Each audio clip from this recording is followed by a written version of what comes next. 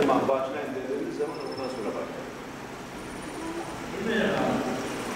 Birinci sırada ok var, ikinci sırada ok var. Diğerlerine beşer var. Bilginiz olsun. Var. Aşağıya. Küçükler yukarı.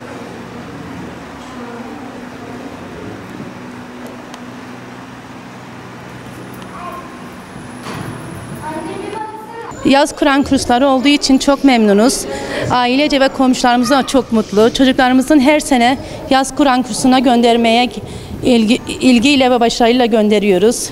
Çocuklarımızın dinimizi, Kur'an-ı Kerim'imizi, Peygamber Efendimizin hayatını öğrendikleri için çok mutluyuz. Hocalarımızın da emekleri çok büyük üzerinde ve biz aileler de çok mutluyuz. Güzel ahlaklı oldukları için anneye babaya karşı her türlü saygıları, sevgileri öğretiyorlar, gösteriyorlar. Bunun için de ailece çok mutluyuz. Çok teşekkür ederiz hocalarımıza, emekleri geçen tüm hocalarımıza. Biz yaz Kur'an kursuna geldik, Kur'an'ı öğrendik.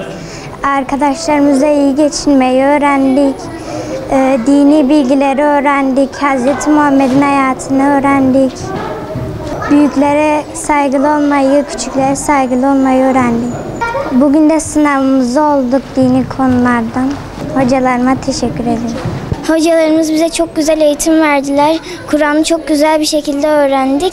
Hepsine çok teşekkür ederim. Şimdi de sınav olduk. Biz dinimizi öğrendik, Peygamberimizin hayatını öğrendik. Annemize babamıza saygıyı öğrendik. İşte biz çok mutlu şekildeyiz. İyi ki gelmişiz. Hocalarımıza da bir daha çok teşekkür ederim. Elifba'yı öğrendim, Kur'an'ı öğrendim, yeme içme adabını öğrendim. Büyüklerimize saygılı, küçüklerimize sevgili olmayı öğrendim. Peygamber Efendimizin hayatını öğrendim. Bugün bu güzel Kur'an kursuna geldik. Elifba'yı, Kur'an-ı Kerim'i öğrendik. Ondan dahası burada dinimizi güzel bir şekilde, güzel insanlarla beraber öğrenmiş, tanımış olduk. Arkadaşlarımla burada çok güzel şeyler öğrendik. Duaları, Peygamberimizin hayatını, çeşitli etkinlikler yapıyoruz. Bugün de sınav olduk, güzel geçti, mutluyuz. Çeşitli etkinlikler yapıyoruz. Bugün de sınav olduk, güzel geçti, mutluyuz. Hocalarıma teşekkür ederim. Hocalarımıza, bütün arkadaşlarıma, herkese çok teşekkür ediyorum. Onlar çok ilgi gösterdiler. Rahmetli